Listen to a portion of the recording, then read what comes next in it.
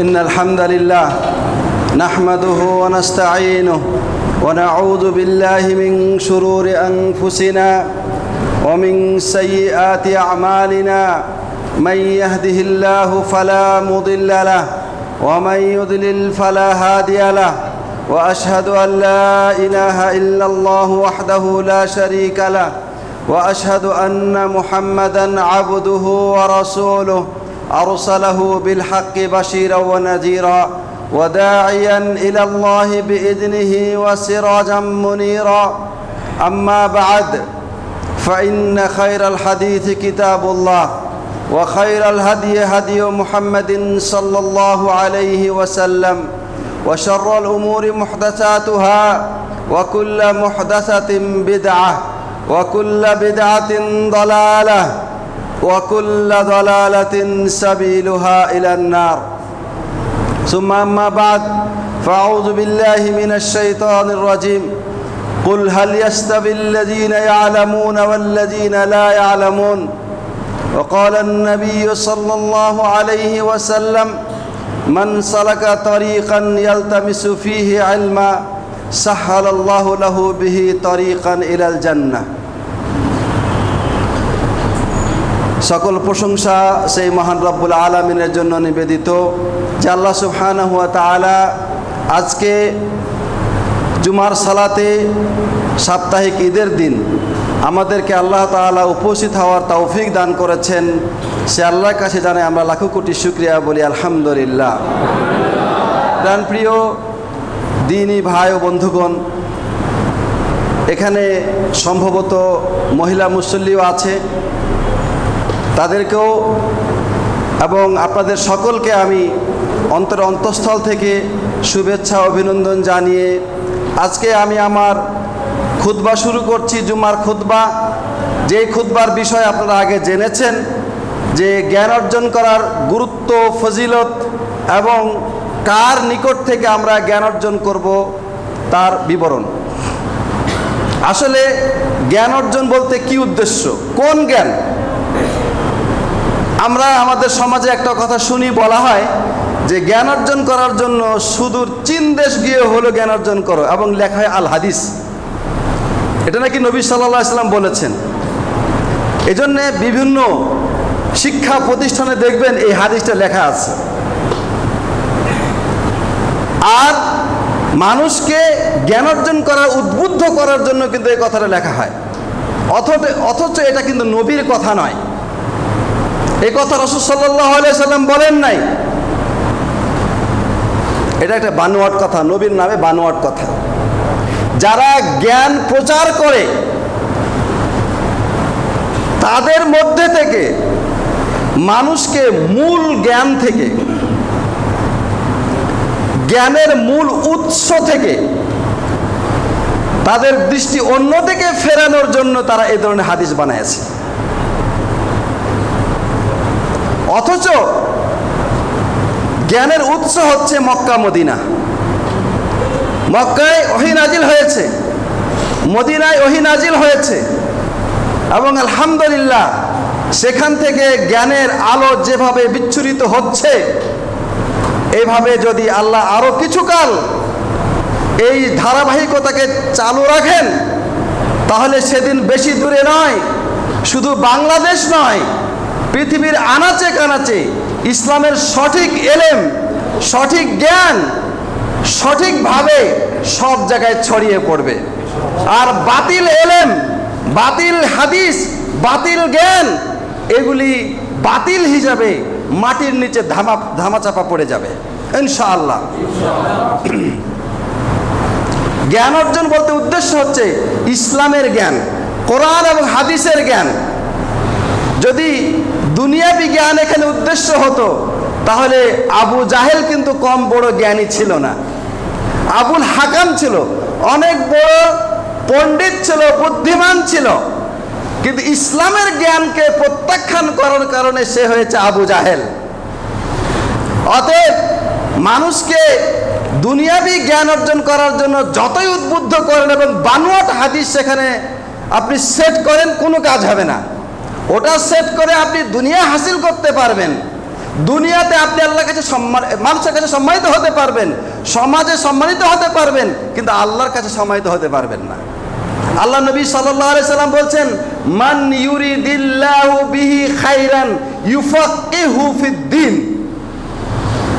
আল্লাহ যার কল্যাণ চান তাকে জ্ঞান দান করেন। কিসের জ্ঞান? দ্বীনের জ্ঞান। নবীজি এই কথা বলে ছেড়ে দেন নাই যে তাকে জ্ঞানী করে দিবেন। নবীজি কথা বলেন নাই, বলেছেন যে মান ইউফাক্কিহু ফিদ্দিন, মান ইউরিদিল্লাহু বিহি খাইরান ইউফাক্কিহু ফিদ্দিন। যার আল্লাহ তাআলা কল্যাণ চান তাকে দ্বীনের জ্ঞান দান করেন। তাহলে যারা দ্বীনের জ্ঞান লাভ করেছেন অথচ দুনিয়ার জ্ঞান তাদের ভিতরে নাই, হুজুর হয়েছেন কিচ্ছু বুঝেন না, দুনিয়াটা তো একটু বুঝা লাগে, ঠিক না? দুনিয়াতে এই লোকটাকে আপনি তিরস্কার করতে পারেন, দুনিয়াতে তার দুনিয়াবি জ্ঞান না থাকার কারণে তার কিছুটা খাসারা হতে পারে। এখানে তো মাশাআল্লাহ আরবের অনেক লোক আছেন খাসারা বুঝেন। খাসারা মানে কি? লস, ক্ষতি হতে পারে, কিন্তু আল্লাহর কাছে তার কোনো ক্ষতি হবে না। আর বিপরীত পক্ষে একজন মানুষ দুনিয়ার জ্ঞানে অনেক বড় পণ্ডিত, অনেক বড় জ্ঞানী, অনেক বড় বুদ্ধিজীবী, কিন্তু ইসলামের জ্ঞান তার ভিতরে নাই, সে হচ্ছে আবু জাহেলের কাতারের লোক, সে আবু জাহেলের দলের লোক। সে দুনিয়াতে বিজয়ী হতে পারে, দুনিয়াতে সে সম্মানিত হতে পারে, কিন্তু আল্লাহর কাছে সে সম্মানিত কখনোই হবে না। এজন্যে জ্ঞান অর্জন বলতে উদ্দেশ্য কি? ইসলামের জ্ঞান অর্জন করা, কোরআন এবং হাদিসের জ্ঞান অর্জন করা। যে জ্ঞান আল্লাহ তাআলা তার নবী এবং রাসূলদেরকে দিয়েছেন এবং নবী এবং রাসূলরা তার উম্মতের কাছে বিতরণ করেছেন। আল্লাহ নবী সাল্লাল্লাহু আলাইহি সাল্লাম বলছেন, ইন্নাল আম্বিয়া লাম ইউরিসু দিনারান ওয়ালা দিরহামান ইন্নামা ওয়ারাসুল ইলম। নবী রাসূলগণ দিনার দিরহাম মানে কি? দুনিয়া। দিনার দিরহাম মানে রিয়াল, ডলার, টাকা, পয়সা, এগুলি দুনিয়া। বলছেন যে নবী আলাইহিস সালামগণ তারা এই টাকা পয়সা, ধন দৌলত, দিনার দিরহাম এগুলি মিরাস হিসাবে রেখে যান না। আমরা মিরাস হিসাবে রেখে যাই না এগুলা? ব্যাংকে এত টাকা আছে, আমার এত জমি, আমার এত বাড়ি, এই সে, এগুলি এভাবে একজন মানুষের মৃত্যুর পরে তার সন্তানরা কিন্তু ভাগ করে নিয়ে যাবে। আল্লাহ নবী সাল্লাল্লাহু আলাইহি সাল্লাম বলছেন যে আম্বিয়াগণ ইন্নামা ওয়ারাসুল ইলম, তারা ইলমকে মিরাস হিসাবে পরবর্তী জামানার লোকদের জন্য রেখে যান। তাহলে তাদের এলেম কি? দুনিয়াবি এলেম নাকি আল্লাহর এলেম? আল্লাহর এলেম। এটাই হচ্ছে নবীদের মিরাস। ফামান আখাযাহু আখাযা বিহাজ্জিন ওয়াফির। যে ব্যক্তি এই এলেমকে, এই মিরাসকে অর্জন করতে পেরেছে, সে পরিপূর্ণ অংশ লাভ করেছে। এই জন্যেই এই এলেমের পথে যারা আছে, যারা থাকে, তাদের জন্য সুসংবাদ দিয়েছেন আল্লাহ নবী সাল্লাল্লাহু আলাইহি সাল্লাম। বলছেন যে মান সালাকা তরিকান ইয়ালতামিসু ফীহি ইলমান সাহালাল্লাহু লাহু বিহি তরিকান ইলাল জান্নাহ। যে ব্যক্তি জ্ঞান অর্জন করার জন্য পথ চলে, আল্লাহ তার জন্য জান্নাতের রাস্তাকে সহজ করে দেন। তাহলে বোঝা গেল কোন জ্ঞান? ইসলামের জ্ঞান, দ্বীনের জ্ঞান।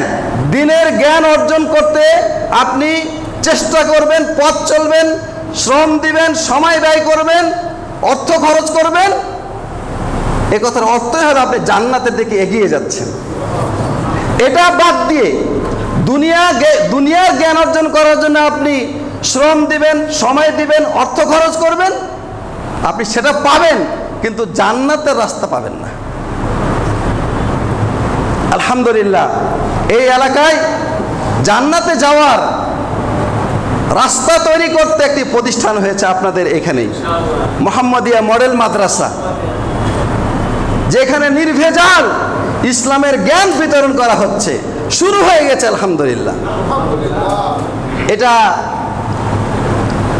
এই এলাকার লোকেদের জন্য একটা গৌরবের বিষয় আনন্দের বিষয়, অনেক আশা জাগানিও একটা বিষয়।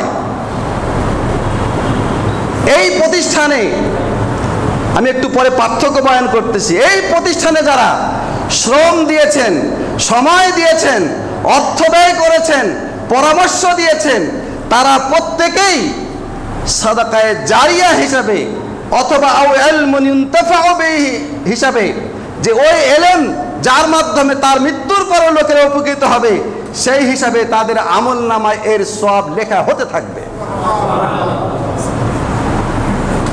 এটা বিশাল বড় একটা খেদমত, বলার অপেক্ষা রাখে না। প্রাণপ্রিয় উপস্থিতি, এলেম অনেকেই শিখায়, অনেক ধরনের এলেম শিক্ষা দেওয়া হয়। ইসলামের নাম দিয়ে অনেক এলেম শিক্ষা দেওয়া হয়। ইসলামের অনেক শিক্ষকও আছে। আপনি হয়তো এলেম শিক্ষা করার জন্য আমার মতন লম্বা দাড়ি আর লম্বা জুব্বাওয়ালা, মাথায় সুন্দর রুমাল পরিহিত একজন ব্যক্তিকে দেখে আপনি হয়তো ভাববেন যে ইনি অনেক বড় একটা আল্লামা, অনেক বড় জ্ঞানী, অনেক বড় পণ্ডিত। তার কাছে আপনি এলেম শিক্ষা করার জন্য দরখাস্ত হাজির করলেন, আবেদন করলেন, আমাকে কিছু শিখান। দেখা যাবে ওই লেবাসধারী ব্যক্তি আপনাকে এমন কিছু শিখাচ্ছে, এমন কিছু আপনাকে শিখাবে, যেই শিক্ষাটা জান্নাতের রাস্তাকে সহজ করবে না, বরং হয়তো ওই শিক্ষা আপনাকে জাহান্নামে নিয়ে যাবে। আল্লাহ নবী সাল্লাল্লাহু আলাইহি সাল্লাম বলেছেন, দুআতুন আলা আবওয়াবি জাহান্নাম। এমন এমন অনেক দুআত আছে, দাঈ আছে, আলেম আছে, তারা আল্লাহর আকাশের নিচে জমিনের উপরে আল্লাহর সবচেয়ে নিকৃষ্ট প্রাণী, তারা মানুষকে জাহান্নামের দিকে আহ্বান করে। নাউজুবিল্লাহ। তাহলে কি আপনি লেবাস এবং পোশাকের মাধ্যমেই আলেম চিনে নেবেন? অথবা কিছু আলেম এমন পাবে সমাজে, এত সুন্দর করে সাজায়া, এত যুক্তি দিয়ে আপনাকে কথা বলবে, যে কথা শুনলে আপনি সুবহানাল্লাহ না বলে যাইতে পারবেন না। আর আপনি ভাববেন যে ইনি সবচেয়ে বড় আলেম। আমি ওই সমস্ত মুখ ভর্তি করে যারা কথা বলতে জানে, আর যার কথা শুনে মানুষ তো নড়েও না, যদি সেখানে সাপ বিড়াল থাকে তারাও সেখান থেকে যাইবে না, এরকম এমন অনেক বক্তা আছে। অথচ আমি মনে করি এই সমস্ত বক্তা আর ফুটপাতে যে ঔষধ বিক্রি করে ওই বক্তাদের মাঝে কোনো ফারাক নাই। তাদের বক্তৃতার সামনে দেখবেন বড় বড় শিক্ষিত মানুষ হা করে দাঁড়ায় রয়েছে, ও যা বলতেছে মনে গিলতেছে। একজন প্রকৃত জ্ঞানী সে কিন্তু ওই ওষুধ, ফুটপাতের ওষুধ বিক্রেতার সামনে দাঁড়ায় না, ওখানে সে সময় দেয় না, সময় নষ্ট করে না, জানে যে এ মাটিকেও ওষুধ বলে বেঁচে ফেলায়, ওর ওষুধ খেলে সব রোগ ভালো হয়ে যাবে। ওই বিজ্ঞ মানুষ, জ্ঞানী মানুষ ওখানে থাকবে না। কিন্তু যাদের জ্ঞান নেই, যারা বুঝে না, সস্তায় অল্প পয়সায় সব রোগের ওষুধ পেতে চায়, ওরা দেখবেন যে ওখান থেকে ওষুধ কিনতেছে। ঠিক এরকম সমাজের মাঝে এমন কিছু লোক পাবেন যারা ইসলামের জ্ঞানের বিষয়ে কোনো সতর্ক নয়, জ্ঞানী নয়, বুদ্ধিমান নয়, তাদের ভিতরে কোনো চিন্তা চেতনা কাজ করে না। ওই শর্টকাটে অল্প পয়সায়, যেমন ওই সাধারণ মানুষটা ওর কাছ থেকে ওষুধ কিনে নিয়ে এসে সে সব রোগের মুক্তি পেতে চায়, ঠিক এরকম ভাবে এই সাধারণ মানুষটা যাচাই বাছাই না করে যা যে পাইলো, যে কথা বললো তার কথা শুনে আমল শুরু করে, অল্প পয়সা দিয়ে সেখানে সে মুরিদ হয়ে গেল, তার কাছে নিজেকে বিক্রি করে দিল, সেখানে গরু ছাগল উট মহিষ পাঠিয়ে দিল এবং ভাবলো আমি জান্নাতে চলে গেলাম। আছে কিনা এরকম? অসংখ্য অগণিত। না, সচেতন হতে হবে আপনাকে। কারণ ইবলিস শয়তান আল্লাহর কাছ থেকে যখন এসেছিল, তখন সে আল্লাহর খাতে আল্লাহর নাম ধরে সে প্রতিজ্ঞা করেছে,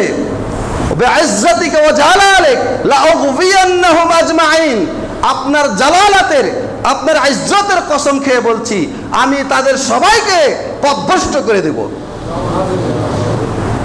কোন পথভ্রষ্ট করবে? ঢাকা যাওয়ার রাস্তা ভুলাই দিবে? নারায়ণগঞ্জের রাস্তা যাওয়া ভুলাই দিবে?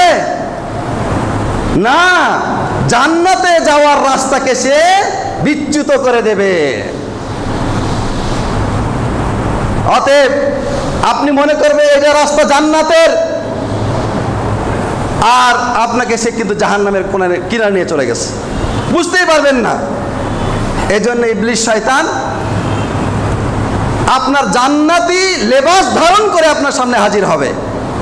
আপনি যদি তাকে না চিনতে পারেন, তার ব্যাপারে যদি আপনি সতর্ক না হন, আপনি যদি নিজের নফসকে জিজ্ঞাসা না করেন সত্যিকার ভাবে এখানে জান্নাতের রাস্তা পাওয়া যাবে কিনা, যদি আপনি যা পান তাই গ্রহণ করেন, তাহলে আপনি ওই ওষুধ বিক্রেতার কাছ থেকে ওষুধ নিয়ে যেভাবে ঠকে যাবেন, ঠিক এভাবে এখানে আপনি ঠকে যাবেন।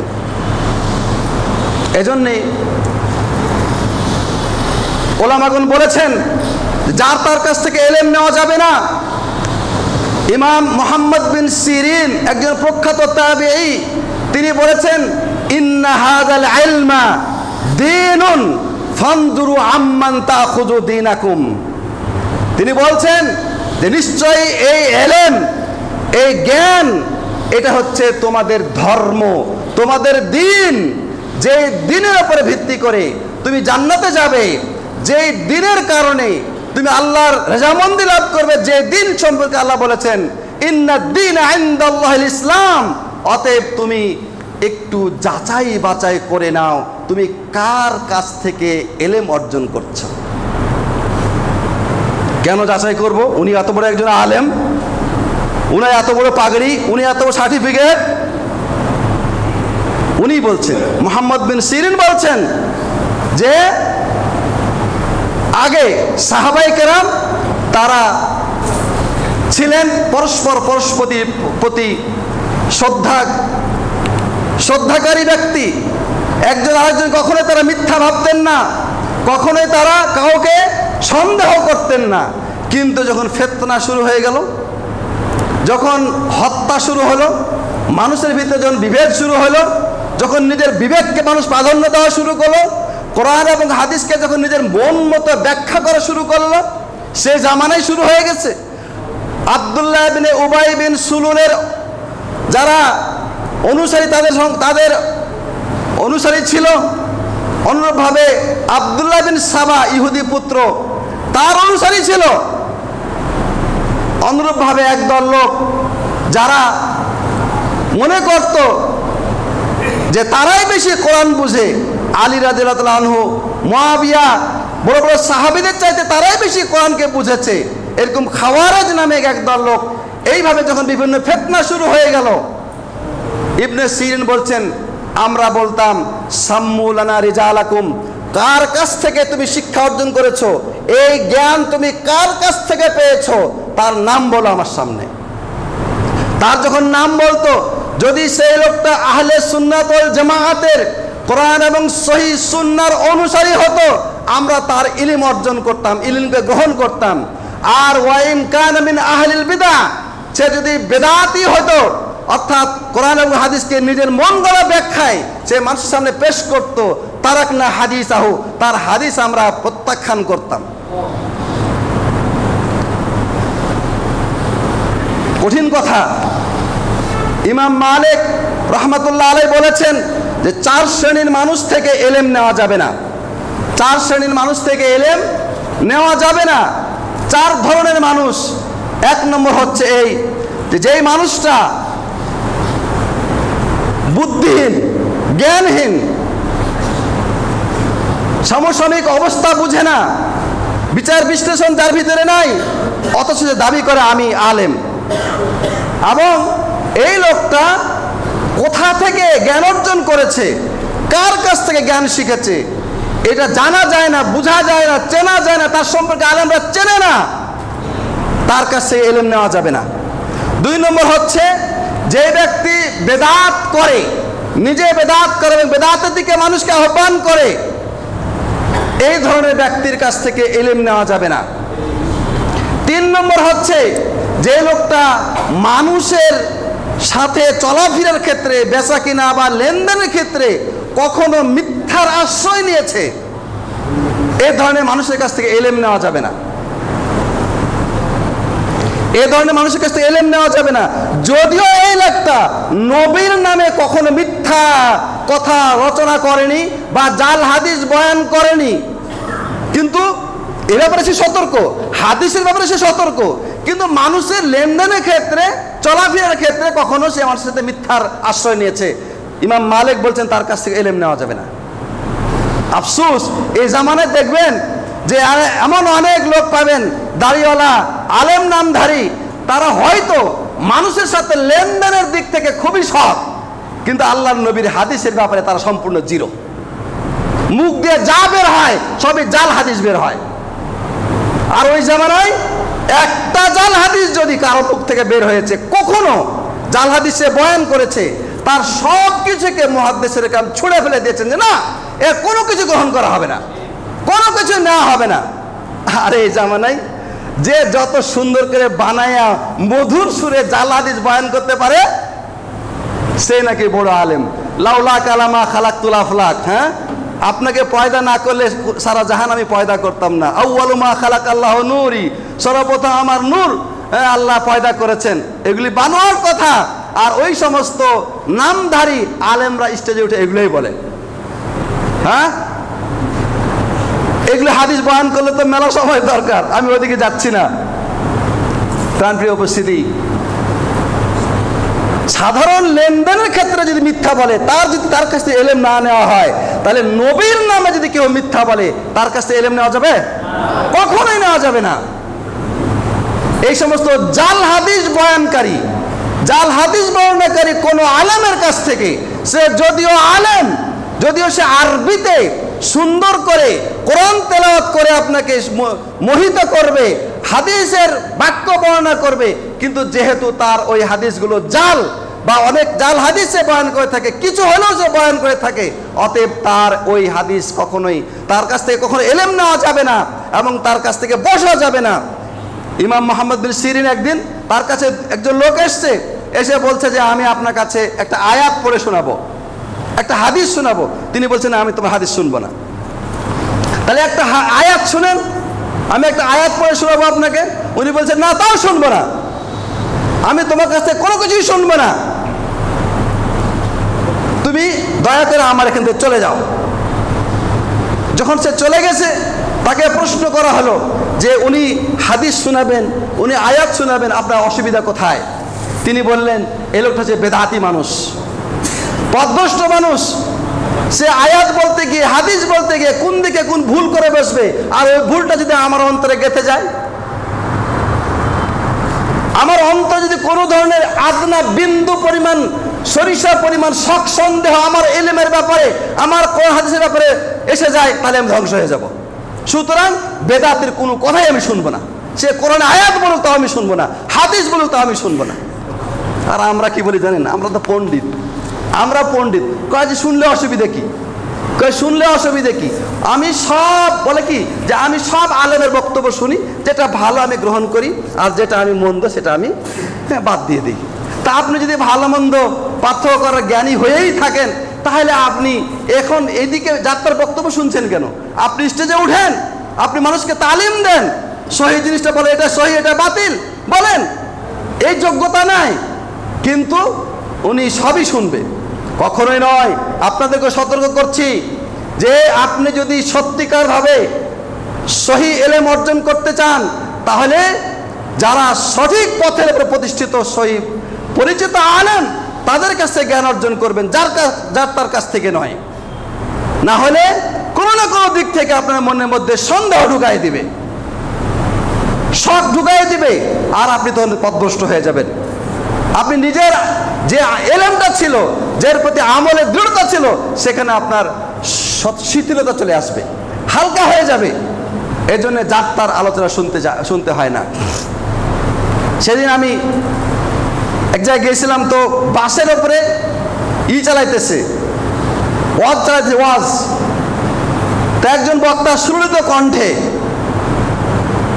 ওয়াজ করতেছে, রাসূল সাল্লাল্লাহু আলাইহি ওয়াসাল্লামের জন্মের যে কাহিনীগুলো আছে না, যা তারা যেভাবে বলে যে নূর এই পেশানি থেকে ওই পেশানি আসলো, এইভাবে এই হলো সেই হলো, যখন নবীজি জন্ম নেবে তখন পশু পাখিরা একে অপরকে চুমা খাওয়া শুরু করলো, এই সমস্ত আজে বাজে কথা আর কি, এবং খুবই সুললিত কণ্ঠে বলতেছে। আমি বললাম যে ভাই, ওই কন্ট্রাক্টরকে ডাক দিয়ে বললাম যে ভাই আপনি এই ওয়াজ প্রচার করিয়েন না, এই ওয়াজ প্রচার করলে জাস্ট মাইন্ড করেন না যে আপনি যদি এর বিপরীতে কোনো গান প্রচার করেন, এই গান প্রচার করলে যতটুকু আপনার গুনাহ হবে, গুনাহ তো হবেই। গান আল গিনা বারিদুজ জিনা, ওলামাগণ বলেন, ইমাম আবু হানিফা থেকে বক্তব্যটা আছে যে গান হচ্ছে ব্যভিচারের ডাকবাক্স, এটা তার গুনাহের কাজ। এই গুনাহের চাইতে বড় গুনাহ হচ্ছে এই শিরক এবং কুফরি কথাগুলি প্রচার করার ভিতরে। সুতরাং আপনি এগুলো বন্ধ করুন। আর আমি আপনাকে বলবো না যে আপনি গান প্রচার করেন, ওটা হারাম। তার চাইতে বড় হারাম হচ্ছে এই ধরনের কথা প্রচার করা, কারণ এগুলো সম্পূর্ণ বানোয়াট কথা, মিথ্যা কথা, কুফরি কথা, শিরকে জর্জরিত কথা, প্রচার করা যাবে না এগুলা। সুন্দর করে তাকে যেন বুঝাই দিলাম, ও বলছে হুজুর খালাস, সব বন্ধ করে দিলাম, স্টপ। শুনবেন না, শোনার দরকার নাই। সুললিত কণ্ঠে যদি আপনি কিছু শুনতে চান, কোরআন তেলাওয়াত শুনেন। সুবহানাল্লাহ। এখন আরবের যে কারীরা, তাদের যে কেরাত, এক এক রকমের কেরাত, এক এক কারীর শুনলে প্রাণ ঠান্ডা হয়ে যায়, সেগুলি শুনবেন এবং আপনি এ থেকে আল্লাহর কালাম শোনার সওয়াব পাবেন, আপনার মনকেও সান্ত্বনা দিতে পারবেন। এবং ওই যে একটা বলে না যে মনের যে একটা বিনোদন, আল্লাহ আল্লাহর কালামের ভিতরে আছে, অন্য কোনো ভিতরে নাই।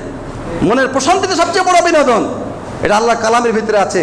আর যদি আপনি শেখ সুদাইসের মাহের মুআক্কিলি, তারপরে কারি বাসেফ, এরপরে আব্দুর রহমান সুদেশ, শেখ কাসেম আল শেখ, এ ধরনের শেখদের যদি আপনি বক্তব্য বা ক্যাসেট শুনেন, তাদের তেলাওয়াত শুনেন, আপনার অন্তর কিন্তু প্রশান্তিতে ভরে যাবে। এই জন্য আমরা বিশেষ করে হাফেজি মাদ্রাসায় যারা থাকে, আমরা ওদেরকে বলি যে ছাত্রদেরকে শুধু নিজের কেরাতে আপনি শুনাইবেন তা কিন্তু না, এই সমস্ত কারীদের আপনি রেকর্ড ছেড়ে দেন।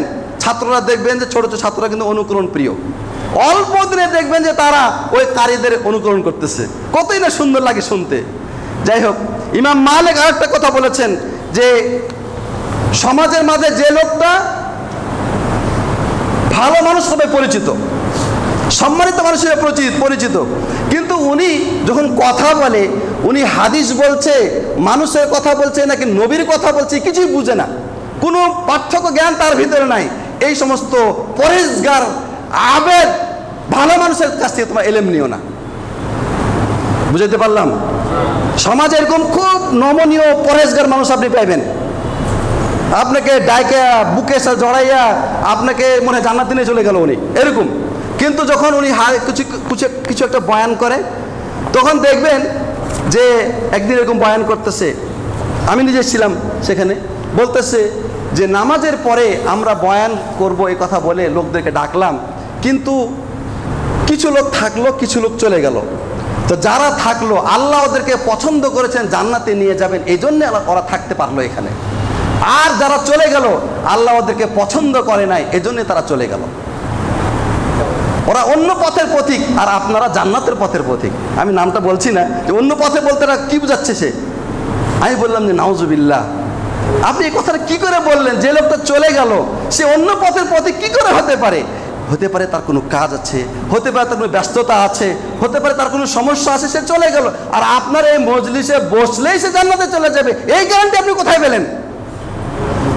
দেখেছেন, উনি কিন্তু অনেক বড় আবেদ এবং চেহারা দেখলে তাকে অনেক বড় একটা পরেশগার মানুষ মনে হচ্ছে, কিন্তু উনি যে কি বয়ান করছে উনি জানে না। তখন উনি আমাকে বলল যে হুজুর, আসলে তো আমরা মুরব্বীদের কাছ থেকে এভাবে শুনেছি, তাই একটু বললাম আর কি, মানুষকে উদ্বুদ্ধ করার জন্য এই কথাগুলি বলি। আগের জামানায় মানুষ যে বানোয়াট হাদিস বয়ান করতো এইভাবেই, কোরআন পড়ে না, এই জন্য কোরআনে কিছু কিছু সূরার আমরা এরকম ফজিলত বানাইছি যে সূরা ইয়াসিন একবার পড়লে 10 বার কোরআন খতমে সব পাওয়া যাবে। হাদিস শুনেছেন না? এবং সূরা ইয়াসিন বাজারে আলাদাভাবে পাওয়া যায়, এবং লেখা আছে এখানে হাদিস যে এই সূরা ইয়াসিন একবার পড়লে 10 বার কোরআন খতমে সব পাওয়া যাবে। বানোয়াট কথা। তো এই জন্যে এই সমস্ত লোকদের কাছ থেকে এলেম নেওয়া যাবে না, তাদের কাছ থেকে জ্ঞান নেওয়া যাবে না। প্রিয় উপস্থিতি, তাহলে কার কাছ থেকে ইলম নেওয়া যাবে? আমি কয়েকটা পয়েন্ট আপনাদের সামনে উল্লেখ করব। তার মধ্যে 1 নম্বর হচ্ছে যে যার আকীদা সঠিক, আকীদা বিশুদ্ধ। সবার আগে আকীদা ঠিক আছে কিনা তা দেখবেন। সৌদি আরবে বিশেষ করে ওখানে কারো আকীদা বিশুদ্ধ কিনা তা জানার জন্য কি প্রশ্ন করে জানেন? প্রশ্ন করে যে আইন আল্লাহ, আল্লাহ কোথায়? যদি বলে যে আল্লাহ কুল মাকান, আল্লাহ সব জায়গায় আছে, কয় হাদা আকীদা খারবান, এর আকীদা ভালো না, বাতিল, প্রথমেই বাতিল। সুবহানাল্লাহ বিহামদিহি। আর আমাদের দেশে এই আকীদা ছোট থেকে শুরু করে, না ছোট থেকে না, ভুল বললাম, মানে একটু বড় হওয়ার পরে স্কুল কলেজ মাদ্রাসায় যারা পড়বে তারা এই আকীদা পোষণ করে যে আল্লাহ সব জায়গাতে আছে। অথচ ছোট বাচ্চা, 4 বছর 3 বছরের বাচ্চা, আপনি যদি তাকে জিজ্ঞাসা করেন যে আল্লাহ কোথায়, ও কিন্তু বলবে আল্লাহ উপরে। ঠিক না ঠিক? আপনারা পরীক্ষা করেছেন তো না? এটা বক্তব্য শুনেছেন, পরীক্ষাও করেছেন। এটা হচ্ছে ফিতরাতি এলেম, আল্লাহর দেওয়া এলেম, এটা ওই ছোট বাচ্চাদের জন্য। আর সামাজিকভাবে বিকৃত এলেম হচ্ছে ওটা যে আল্লাহ সব জায়গায় সব কিছুতে, সব কিছুর ভিতরে বিরাজিত। বাতিল আকীদা। তো যার আকীদাই বাতিল, আপনি তার কাছে কি এলেম নেবেন? শেষ, এখানেই বাদ। 2 নম্বর শর্ত হতে হবে যে ওই লোকটি যিনি এলেম বিতরণ করছে তিনি কিসের এলেম বিতরণ করেন? কোরআন হাদিসের, নাকি নির্দিষ্ট কোনো মাযহাবের, নাকি নির্দিষ্ট কোনো মতবাদের? এটা আপনাকে দেখে নিতে হবে। যদি দেখেন যে উনি কোরআন এবং হাদিসের এলেম বিতরণ করছেন, কোরআন এবং হাদিসকে সব কিছুর প্রাধান্য দিয়ে থাকেন, তাহলে তার কাছ থেকে এলেম নেওয়া যাবে। আমরা মদিনা বিশ্ববিদ্যালয়ে যখন পড়েছি তখন আমাদেরকে কোনো বিষয়ে, বিশেষ করে মাসাইল সংক্রান্ত বিষয়ে আমাদেরকে তারা এলেম দিয়েছেন কোরআন এবং হাদিস থেকে। সেই সাথে সাথে এই মাসালায় 4 মাযহাবের কোন ইমামের কি মন্তব্য আছে এবং এই মন্তব্যগুলোর পক্ষে তাদের কার কি দলিল আছে, তারা সেটা আমাদের কাছে তুলে ধরেছেন।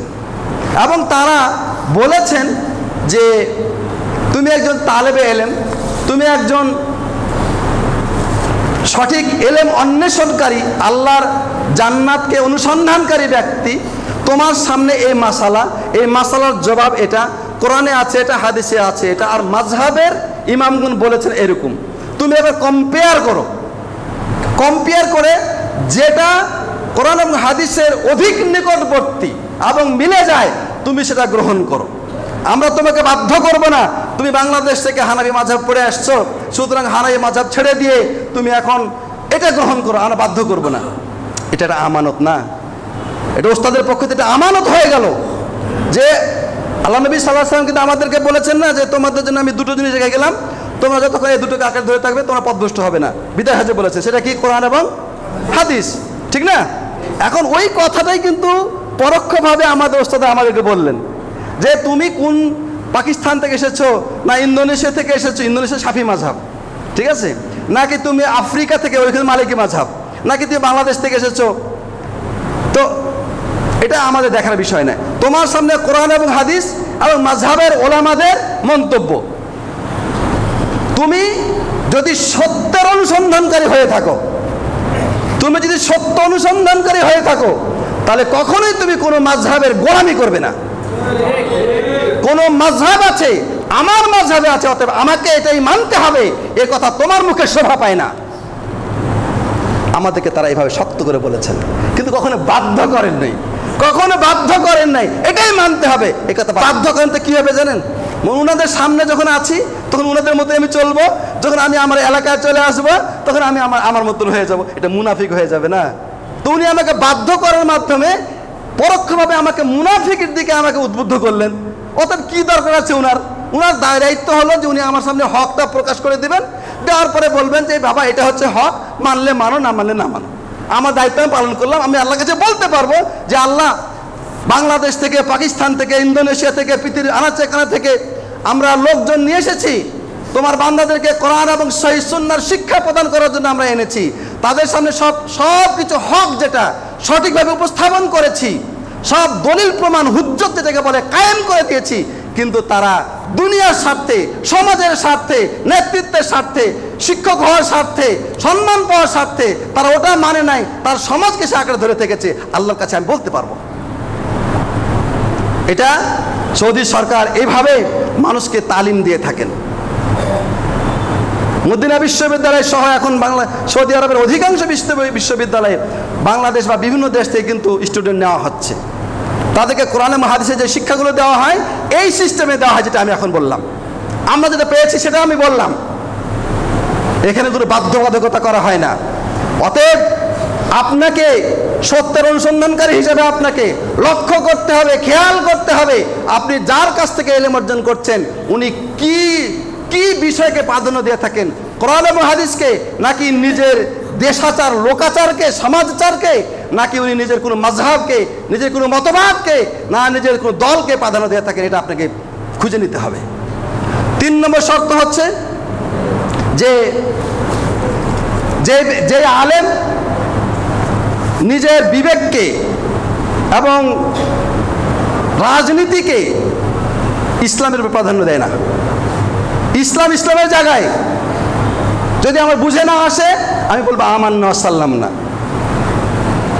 বাংলাদেশে একজন অনেক বড় পণ্ডিত আছে, আহলে কোরআন, বিবেক দিয়ে কোরআন বুঝতে হবে, হাদিসের দরকার নাই, ডাক্তার মতিউর রহমান, শুনেছেন তো? অসংখ্য অগণিত মানুষ তার দ্বারা বিভ্রান্ত হচ্ছে এবং সে বইও লিখেছে, কমন সেন্স, মানুষের বিবেক দিয়ে কোরআন বুঝতে হবে। এটা মুতাজিলা আকীদার লোক। যদি আপনি বিবেক দিয়ে সব কিছু বুঝতে চান তাহলে আপনার বিবেক আপনাকে ধোঁকা দিবে, কারণ আপনার বিবেক সীমিত, আল্লাহর বিবেক অসীম। আল্লাহ নবী সাল্লাল্লাহু আলাইহি সাল্লাম, সাহাবা ইকরাম, তাবিন, তারা যে জ্ঞান অর্জন করেছিলেন সেই জ্ঞানের আমরা ধারে কাছে নই। সুতরাং আমাদের জ্ঞান তাদের জ্ঞানের সাথে সংমিশ্রিত হতে হবে, বিবেক দিয়ে এটা বিচার করলে হবে না। হ্যাঁ, অনেক কিছু বিবেকের সাথে আছে, কিন্তু যদি বিবেকের সাথে না মিলে তাহলে আপনি ওটাকে বাদ দিবেন এই ক্ষমতা আপনার নাই। আল্লাহ তাআলা কোরআনে কারিমে বলেছেন, ওমা কানা লিমুমিনিন ওয়ালা মুমিনাতিন ইযা কাদাল্লাহু ওয়া রাসূলুহু আমরান আইয়াকুনা লাহুমুল খায়রাতু মিন আমরিহিম। আল্লাহ এবং রাসূল যদি কোনো বিষয়ে ফয়সালা দিয়ে থাকেন তাহলে ওটার বিপরীত কোনো কথা বলা কোনো নারী, মুমিন নারী বা মুমিন পুরুষের জন্য কখনোই জায়েজ নাই, সমীচীন নাই। সূরা আহজাবের মধ্যে আল্লাহ কথা বলেছেন। অতএব যারা বিবেককে প্রাধান্য দেয় তাদের কাছ থেকে ইলম নেওয়া যাবে না। 4 নম্বর শর্ত হচ্ছে, যেটা আমার কথা আলোচনা এসে গেছে, সেটা হচ্ছে যে যারা কোরআন হাদিসকে নিজের ব্যাখ্যা দিয়ে না বুঝে বরং সালাফে সালেহিনের ব্যাখ্যা দিয়ে বুঝবে। সালাফে সালেহিন 3 যুগ, সালাফে সালেহিন বলতে কাকে বোঝায়? 3টা যুগকে বোঝায়। কোন যুগ? সাহাবীদের যুগ, তাবিঈদের যুগ, তাবিঈদের যুগ।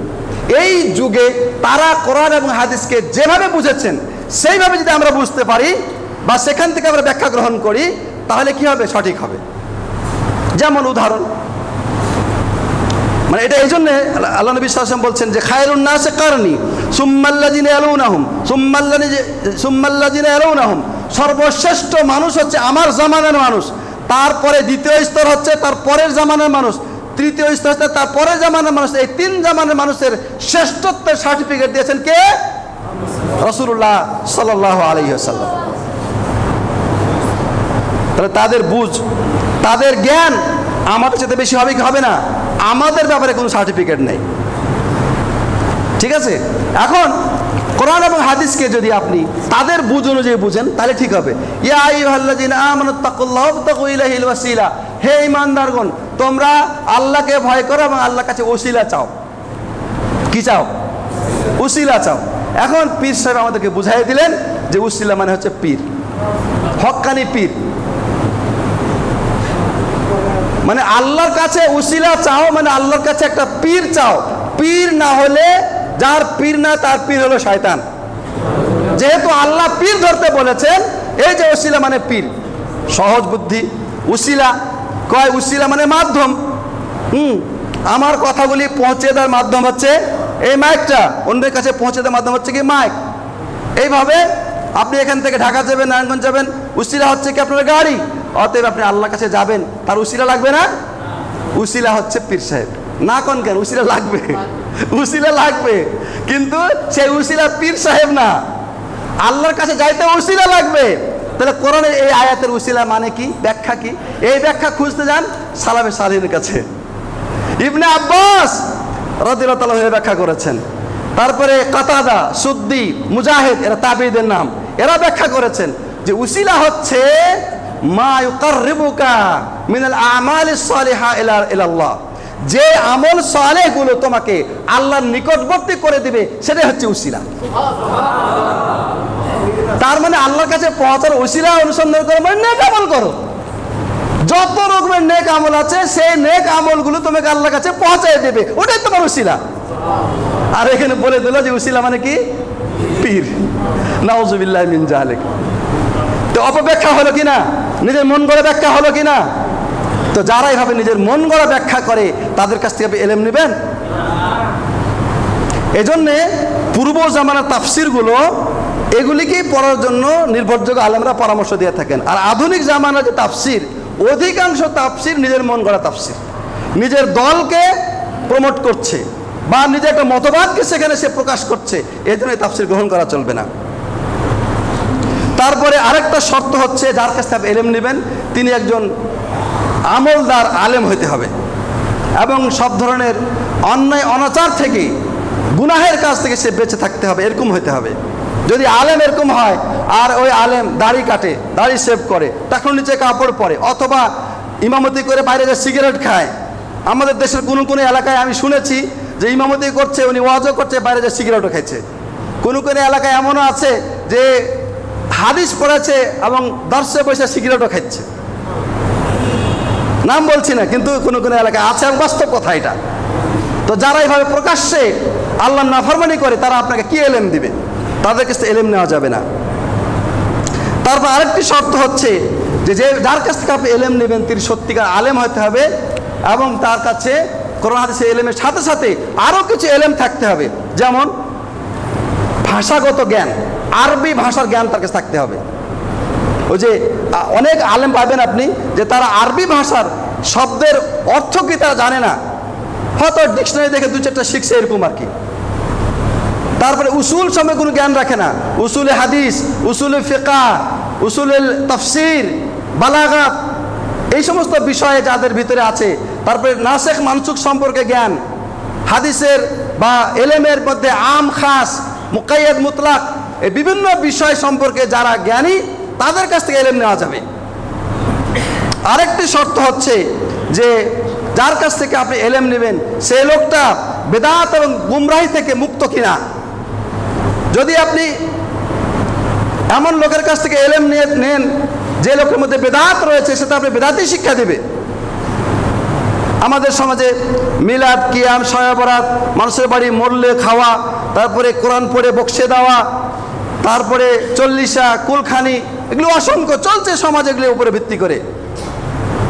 তারপরে নামাজের আগে বেদাত, পরে বেদাত, শুরু হয় বেদাত দিয়ে, শেষ করে বেদাত দিয়ে, এরকম অসংখ্য বেদাত আমাদের সমাজে রয়েছে। তো যারা এইভাবে বেদাত করে, বেদাত থেকে মানুষকে আহ্বান করে, তাদের কাছ থেকে এলেম নেওয়া যাবে না। এই কথা আমরা ইমাম মালিকের বক্তব্য থেকে একটু আগে শুনেছি। আরেকটা গুরুত্বপূর্ণ শর্ত হচ্ছে যে আলেমের কাছ থেকে এলেম নেবেন তাকে আলেমরা চিনে কি চিনে না,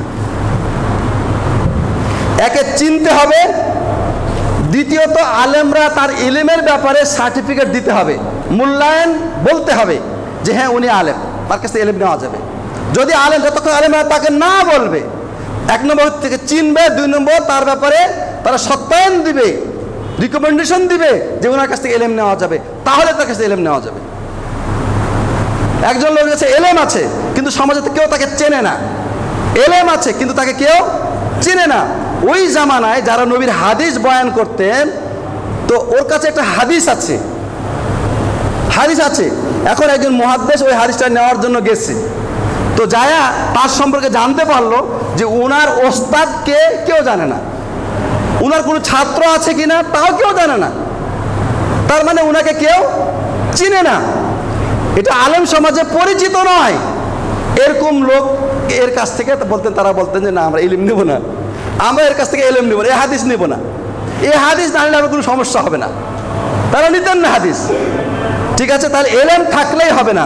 এ সম্পর্কে আমি দু একটা বক্তব্য আপনাকে আমি বলছি যে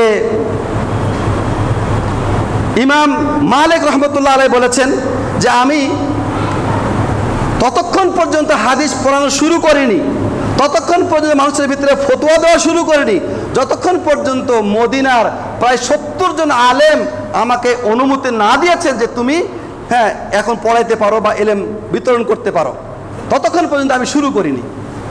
আর আমাদের সমাজে 3টা 4টা মাস 5টা মাসালা শিখে নিয়ে উনি তখন লেখা শুরু করে, বক্তব্য দেওয়া শুরু করে, এবং ওর কাছ থেকে ও আবার নিজেকে শায়েখও বলে, আমি শায়েখ, বা ওকে অন্যরা শায়েখ বলে ডাকে।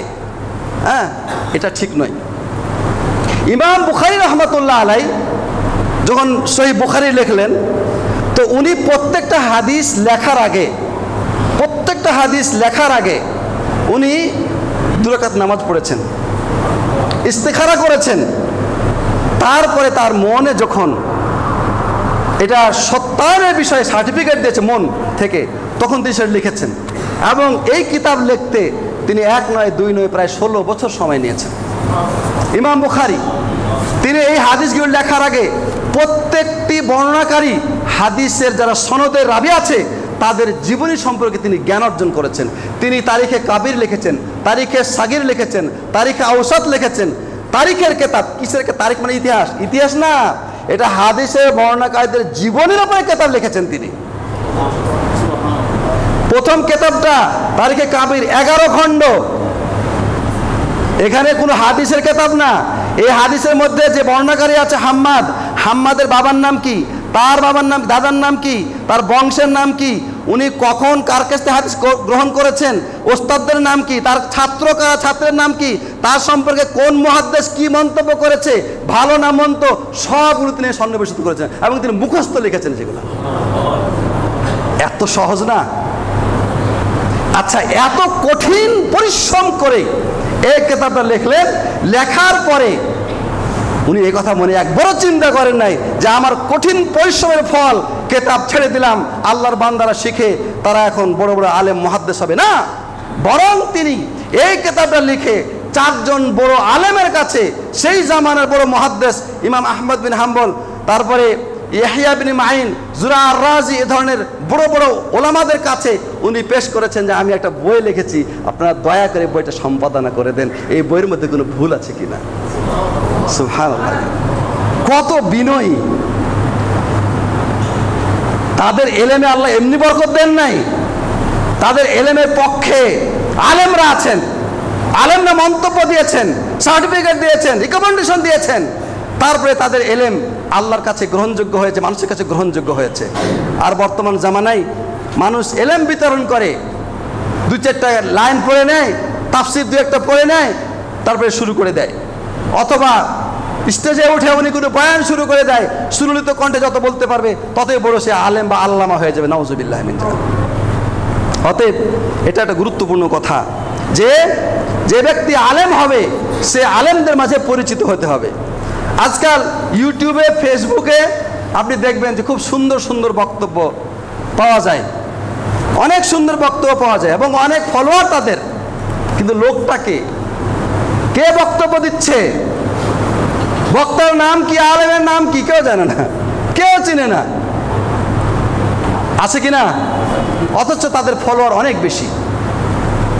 একজন আলেম, একজন বড় পীরের উনি ভক্ত ছিলেন, তো উনি যখন ওখান থেকে বের হয়ে আসলেন, উনি এবার সহিহ আকীদার দাওয়াত শুরু করলেন, সমাজে সহিহ আকীদার দাওয়াত শুরু করলেন। আহলে হাদিস সমাজের অনেক এলাকা থেকে তাকে দাওয়াত দেওয়া হলো, অনেকে বিভ্রান্ত হয়ে গেল। এত সুন্দর সুন্দর কথা, তাওহীদের কথা, সুন্নাহর কথা, শিরকের বিরুদ্ধে, বিদআতের বিরুদ্ধে এত সুন্দর সুন্দর কথা সুন্দর সাজায় বলতে পারে। শেষে পাওয়া গেল কি জানেন, যে উনি চরমপন্থী একজন দায়ী, চরমপন্থী একজন দায়ী। কারণ তার সম্পর্কে নির্ভরযোগ্য সহিহ আকীদার আলেম যারা, তারা কেউ ভালো মন্তব্য করে নাই। যেহেতু ভালো মন্তব্য করে নাই, উনি মতবাদ এই আলেমদের মানে এই সহিহ আকীদার প্ল্যাটফর্মে এসে বা ছায়াতলে প্রচার করে নিজের মতবাদকে প্রচার প্রতিষ্ঠা করার চেষ্টা করেছে, কিন্তু শেষ পর্যন্ত সে প্রকাশ হয়ে গেছে আলহামদুলিল্লাহ। মানুষের কাছে সে প্রমাণিত হয়ে গেছে, তার বিভ্রান্তি প্রতিষ্ঠিত হয়ে গেছে। আর যেই বক্তার কথা বলছি ইউটিউবে ফেসবুকে পাওয়া যায়, যার সম্পর্কে আলেমরা কেউ চেনে না, তার নামও জানে না, বা নাম জানলেও কে লোকটা চেনে না, তার সম্পর্কে কয়েকদিন আগে আমি টাঙ্গাইল গেছিলাম, তো কথা প্রসঙ্গে এই নিয়ে আলোচনা হইল। আমার এই ব্যাপারে একটা ভিডিও ক্লিপ ছিল, তখন উনি ওটা দেখে বলছে যে আপনি তো খুব বড় কথা বলে দিলেন যে এই লোকটা বাতিল বা এর কাছ থেকে এলেম নেওয়া যাবে না, আপনি এই কথা কেন বললেন? আপনি তাকে চিনেন না, এটা হইতে পারে, কিন্তু অন্য কেউ চিনেন এটা হইতে পারে নাকি? আমি বললাম আচ্ছা ঠিক আছে, আমি আমার ভুল স্বীকার করলাম, আমি চিনি না। কোন আলেম ছিল আপনি বলেন আমাকে? বাংলাদেশের মধ্যে নির্ভরযোগ্য সহিহ আকীদার আলেমরা আছে, আমি নাম বললাম, যে এই সমস্ত আলেমদের মধ্যে কে তাকে চেনে এবং তার ব্যাপারে রিকমেন্ডেশন দিয়েছে, আপনি আমাকে বলেন। হ্যাঁ আছে আছে, ওরা ছাড়া কি আর কোনো আলেম নাই? তো বলেন কোন আলেম আছে? বলছে আপনি নাম বলে আপনি যদি আবার পুলিশে বলে দেন। আমি বললাম তাহলে এটা কোন আলেম রে ভাই? আলেমের নাম বলে পুলিশে বলে দেবো আর পুলিশকে ধরে নিয়ে যাবে, তো এটা কোন আলেম হইলো? বুঝতে পারছেন তো? এই হলো অবস্থা। এজন্যে যারা আলেম হবে সমাজে, তারা সুপরিচিত হবে, আলেমদের কাছে তাদের মূল্যায়ন থাকবে। আলহামদুলিল্লাহ সৌদি আরবে যারা যে সমস্ত আলেমরা আছেন, তারা একে অপরকে চিনে, তাদেরকে সারা বিশ্ব চিনে, তাদের আকীদা, তাদের আখলাক, তাদের আমল, তাদের আলেম সম্পর্কে সবাই সাক্ষী দেয়। অতএব আলেম হলে হবে না, সেই আলেম ভালো আলেমদের মাঝে, সহিহ আকীদার আলেমদের মাঝে পরিচিত হতে হবে, তাদের রিকমেন্ডেশন লাগবে, তার কাছ থেকে আপনি এলেম নেবেন। এবং ওই সমস্ত আলেমের কাছ থেকে এলেম নেবেন যে আলেম আরেক আলেমকে শ্রদ্ধা করে। আলহামদুলিল্লাহ গর্ব করছি না, কিন্তু জাস্ট জানানোর জন্য, শেখ আব্দুল আজিজ বিন বাজ রহমতুল্লাহ আলাই তার দর্শে বসার আল্লাহ তৌফিক দিয়েছেন, শেখ ইবনে উসাইমিনের দর্শে বসার আল্লাহ তৌফিক দিয়েছেন। তো কোনো একটা দর্শে এদেরকে সচক্ষে দেখেছি এবং তাদের কাছ থেকে এলেমও নিয়েছি কিছুটা। তো অন্য একটা দর্শের কাহিনী বলতেছি, যে সেই দর্শে ইমাম বিন বাজও আছেন আর শেখ ইবনে উসাইমিনও আছেন। তো কোনো একটা মাসালা এ সম্পর্কে প্রশ্ন করা হলো শেখ ইবনে উসাইমিনকে, যেই মাসালার জবাব শেখ ইবনে উসাইমিন যেভাবে দিয়ে থাকেন, তো তার বিপরীত মন্তব্য পোষণ করেন শেখ বিন বাজ। তখন শেখ ইবনে উসাইমিনের তার বিনয়টা দেখেন, উনি বললেন যে এই মাসালার উত্তর আমি না দিয়ে শেখ বিন বাজ দিবেন, আমি তাকে মাইক দিয়ে দিলাম। কি সম্মান! কারণ উনি যদি উনার বিপরীত মত দেন আর যদি শেখের কষ্ট হয়, না এটা আমি করবো না, বরং শেখেই উত্তর দিক। শেখ ইবনে উসাইমিনের আরেকটা এরকম বক্তব্য শুনেছি, এটা অবশ্য ইউটিউবে শুনেছি, যে উনাকে একটা বিষয়ে প্রশ্ন করা হলো, তখন উনি বললেন যে এই জায়গাতে গতকাল শেখ ইবনে বাজ এসেছিলেন আর এই প্রশ্নের উত্তর উনি দিয়েছিলেন, অতএব আমি আর উত্তর দিব না। এটা উনার উত্তর যথেষ্ট। উনার উত্তর কি তোমাদের কাছে যথেষ্ট মনে হয়নি? আমার কাছে আবার জিজ্ঞাসা করছো। উনারা একজন আরেকজনকে এভাবে সম্মান করেন। আল্লামা নাসিরউদ্দিন আলবানী সম্পর্কে শেখ বিন বাজ বলেছেন, বর্তমান যুগে সবচেয়ে বড় মুহাদ্দিস, যার হাদিসের খেদমতের ব্যাপারে সারা পৃথিবী যার কাছে ঋণী, তিনি হচ্ছেন আল্লামা নাসিরউদ্দিন আলবানী। অথচ শেখ বিন বাজ কত বড় আলেম। শেখ ইবনে উসাইমিন সম্পর্কে ওদেশের আলেমরা বলেছেন, সেই জামানার ইবনে তাইমিয়া হচ্ছেন বর্তমানের শেখ মোহাম্মদ বিন সালেহ উসাইমিন। তো আলেমরা একজন আরেকজন সম্মান করেন। মদিনা বিশ্ববিদ্যালয়ে আমার ওস্তাদ শেখ আব্দুর রাজ্জাক বিন বদর, শেখ আব্দুর রাজ্জাক বিন আব্দুল মোহসেন আল আব্বাদ, তো মসজিদে রমজান মাসে এতেকাফ শেষের 10 রমজানে আমরাও আছি। তা ওই ওস্তাদের কাছে কোনো একটা মাসালা নিয়ে আমরা উপস্থিত হলাম, মানে কেতাব পড়ার জন্য যাচ্ছি না, মাসালা ফতুয়া নেওয়ার জন্য। তখন উনি বলতেছেন যে ফতুয়া যদি হয় তাহলে আমার বাবা ওই যে একটু কয়েকটা মানে খাম্বার পরে উনি বসে আছে, ওখানে যা জিজ্ঞাসা করো। তা আপনি কি জানেন না? যে আমি জানি, কিন্তু আমার চেয়ে বড় আলেম যেহেতু উপস্থিত আছে, অতএব তার কাছ থেকে উত্তরটা জেনে নাও। দেখেছেন এইভাবে? অথচ উনি শুধু সাধারণ অনার্স ক্লাসের ছাত্রদের পড়ায় তা কিন্তু না, উনি মাস্টার্স এবং ডক্টরেট ক্লাসের যারা ছাত্র তাদেরকে উনি আকিদা পড়ান, আকিদার ওস্তাদ। অথচ তার চাইতে বড় আলেম যিনি আব্দুল মোহসেন আব্বাদ মদিনা বিশ্ববিদ্যালয়ের একসময় ভাইস চ্যান্সেলর ছিলেন এবং মসজিদে নববীতে তিনি দীর্ঘকাল হাদিসের দার্স দেন। এবং তার হাজার হাজার ছাত্র রয়েছে, যেহেতু তার চেয়ে বড়, উনি নিজেকে উনার কাছে মিসকিন হিসেবে প্রকাশ করলেন যে আমার কোনো এলেম নেই। অথচ আমাদের সমাজে দেখবেন তার উল্টা। এজন্য যে সমস্ত আলেমরা আলেমদেরকে সম্মান করে, শ্রদ্ধা করে, তারাও প্রকৃত আলেম। মাল্লাম ইয়ারহাম সাগীরানা ওয়া লাম ইয়াক্কির কাবীরানা ফালাইসা মিন্না, যারা বড়দেরকে সম্মান করে না, ছোটদেরকে স্নেহ করে না, নবীজি বলেন তারা আমাদের মধ্যে শামিল নয়। যাই হোক, এরকম আরও অনেক শর্ত রয়েছে। তার মধ্যে সবচেয়ে বড় একটি শর্ত হচ্ছে এই যে আইয়াকশালিল্লাহ, যে ইমাম ওই আলেম আল্লাহকে ভয় করে চলবে। ইন্নামা ইয়াখশাল্লাহ মিন ইবাদিল উলামা, বান্দাদের মধ্যে থেকে সবচেয়ে বেশি আল্লাহকে ভয় করে কারা? যারা আলেম। তারা আলেম যদি দুনিয়া লোভী হয়, মাসালা দেয় দুনিয়াবি স্বার্থের কারণে, তাহলে তার কাছে কি এলেম নেবেন? কয় তোমার দাদা মরেছে, মারা গেছে, কয়েকটা নামাজ পড়ে নাই, কয় 7 দিন নামাজ পড়ে, 5 7 35 ওয়াক্ত, এত টাকা তার কাফারা দেওয়া লাগবে। ওই কাফারা একটা অংশ হুজুরের পটে পেকড়ে যায়। সেদিন মানে বেশ পুরান আগের কথা আর কি, একজন লোক এরকম মারা গেছে, তো ওই আলেম বলতেছে, এলাকার সে একজন আলেম, ভালো মুহাদ্দিস, তো বাড়িতে এসে বলছে কি গো, কোনো খাওয়া দাওয়ার আয়োজন করবা না, গরু টরু কাটবা না, এইভাবে ডাইরেক্ট বলতেছে। কেন? এখানে তার দুনিয়াবি স্বার্থ আছে। অথচ তাকে জিজ্ঞাসা করে দেখেন যে আপনি এটা জানেন না যে এটা বেদাত? সমাজে সবাই করছে, না করলে তো আমাদের ইমামতি থাকবে না। এমন অনেক ইমাম পাবেন, আলেম পাবেন, যে তারা যে মিলাদ, শবে বরাত এগুলি তারা কেন করে? সমাজের কারণে করে। এরা কোন আলেম নয়, এদের কাছ থেকে কোনো এলেম নেওয়া যাবে না। কারণ প্রিয় উপস্থিতি আরও অনেক কথা থাকে, আসলে দেখি নাই ঘড়ি, আমি দেখছি ওইদিকে। জি জি, জাকুমুল্লাহ খায়ের। তো আল্লাহ সুবহানাহু ওয়া তাআলা যেন আমাদেরকে সঠিকভাবে, সঠিক স্থান থেকে, সঠিক নিয়মে এলেম অর্জন করা তৌফিক দান করেন, এবং এই এলেমের যে মার্কাজ আপনাদের এলাকায় রয়েছে, সেই মার্কাজ যেন আল্লাহ তাআলা কবুল করেন। এটাকে সার্বিকভাবে, সকলভাবে পরামর্শ দিয়ে, তারপরে অর্থ দিয়ে, শ্রম দিয়ে, বিভিন্নভাবে সহযোগিতা করা উচিত আমাদের। আল্লাহ যেন আমাদের সেই তৌফিক দান করেন। আমিন। আকুলু কওলি হাযা আস্তাগফিরুল্লাহ লি ওয়া লাকুম ওয়া লিসাইরিল মুসলিমিন ফাস্তাগফিরুহু ইন্নাহু হুয়াল গফুরুর রহিম। বাধ্য করেন নাই, এটা আমার আমানত। যদি